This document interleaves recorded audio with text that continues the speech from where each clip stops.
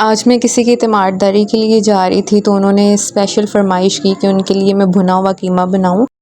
کیونکہ یہ اکثر میں بناتی رہتی ہوں، لیکن چونکہ وہ تھوڑا ابھی بیمار تھیں تو میں نے ان کے اکارڈنگ قیمہ فرائی کی جو ریسپی ہے اس میں ویریشنز کی ہیں، اور یہ بہت ہیلدی وے میں نے اس کو بنایا ہے،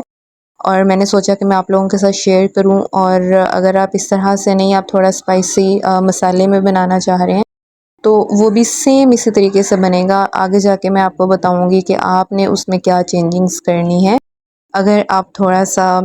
چٹپٹا اور اسپائسی کھانا چاہ رہے ہیں۔ میتھڈ دونوں طرح سے سیم ہوگا، تو چلیں سٹارٹ کرتے ہیں۔ سب سے پہلے تو میں نے قیمہ لیا ہے 1 kg کے قریب ہوگا، اس کو واش کر لیا ہے اور سٹرین ہونے کے لیے رکھ دیا ہے تاکہ ایکسیسو واٹر اس کا نکل جائے، اور 2 میڈیم پیاز لی ہیں جن کو میں نے سلائسز میں کٹ کر لیا ہے، اور 1 چمچ بھر کے لہسن کا پیسٹ لیا ہے، اور 1 ٹماٹر ہے جس کو میں نے چاپ کر لیا ہے۔ اس کے علاوہ ½ ٹی اسپون نمک اور ½ ٹی اسپون ہلدی تھوڑی زیادہ لی ہے کیونکہ یہ دیسی ہلدی ہے جو گھر میں خود سکھا کے اور اس کو پسواتے ہیں۔ میں نے اسپیشلی ان کے لیے اس کو جو ہے اس میں زیادہ کوانٹٹی میں ڈالا ہے، اور میں ریڈ مرچ جو ہے وہ یوز نہیں کروں گی، اس کی جگہ پہ میں کالی مرچ کا استعمال کر رہی ہوں۔ آپ چاہیں تو آپ اس میں سرخ مرچ استعمال کر سکتے ہیں بلیک پیپر کی جگہ پہ، اور اس کے علاوہ ایک اچھی کوانٹٹی میں نے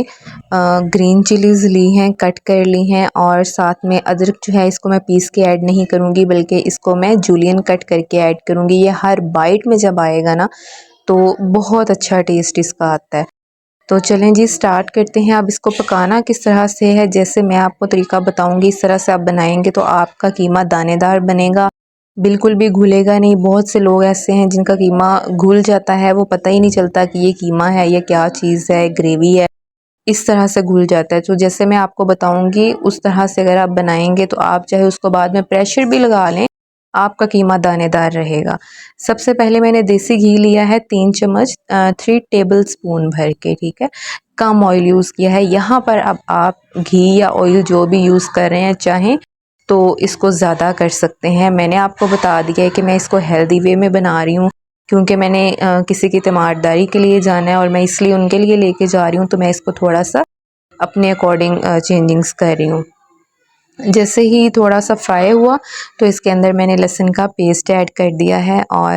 لو ٹو میڈیم فلیم پہ میں اس کو ہلکا فرائی کروں گی۔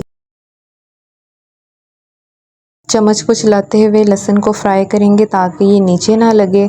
اور جیسے ہی یہ لائٹ فرائی ہو جائے گا اس کے اندر قیمہ ایڈ کر دوں گی،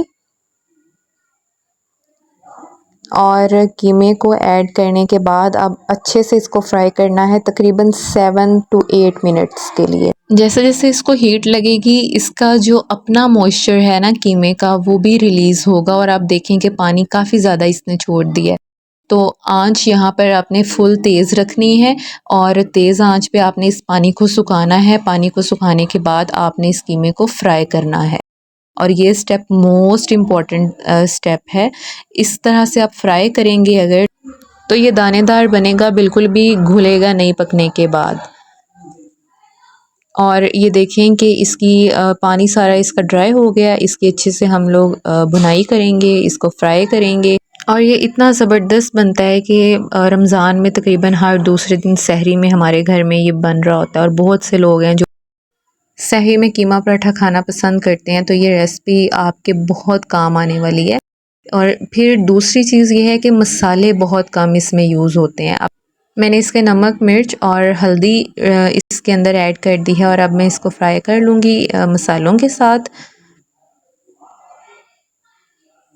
اور اس کے بعد میں اس کے اندر ٹماٹر ایڈ کروں گی۔ ٹماٹر ایڈ کر کے 1 سے 1.5 منٹ تک اس کو مزید فرائی کر لوں گی،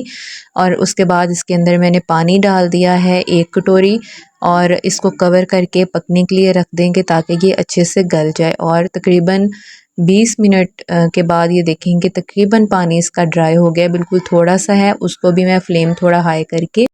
ڈرائی کر لوں گی۔ ٹماٹر بھی گل چکے ہیں اور قیمہ بھی اچھے سے ہمارا گل چکا ہے، جسٹ ہم نے اب پانی کو ڈرائی کرنا ہے۔ ابھی اس کو میں کور نہیں کروں گی تاکہ جو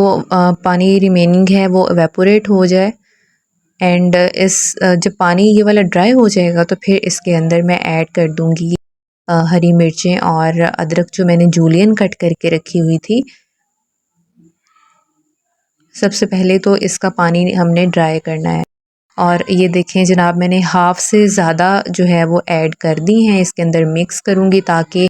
ان دونوں کا ٹیسٹ قیمے کے اندر اچھے سے انفیوز ہو جائے۔ اور تھوڑی سی بالکل میں نے بچا لی ہیں جو میں ابھی آپ کے سامنے جب اس کو پلیٹ آؤٹ کروں گی تو پھر اوپر سے میں سپرنکل کر دوں گی۔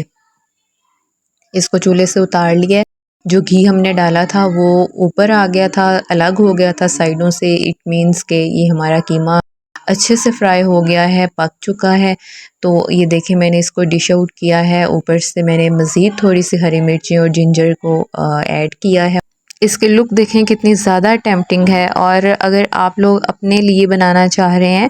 تو جس پوائنٹ پہ میں نے ادرک اور ہری مرچیں ایڈ کی ہیں اس ٹائم پہ آپ آدھا چمچ زیرہ اور 1 چمچ سوکھا ہوا دھنیا دونوں چیزیں کرش کر کے اس کے اندر ایڈ کر دیں، دیٹس اٹ۔ اور بلیک پیپر کی جگہ آپ چاہیں تو سرخ مرچ کا یوز کر لیں، گھی تھوڑا انکریز کر لیں، تو باقی کی ریسپی سیم ٹو سیم یہی رہے گی، بس میں نے اپنے حساب سے اس کے اندر تھوڑی سی ویریشنز کی ہیں، ادروائز یہ ساری ریسپی ایز اٹ از ہے۔ Stay connected for more delicious recipes. Thank you so much for watching the video.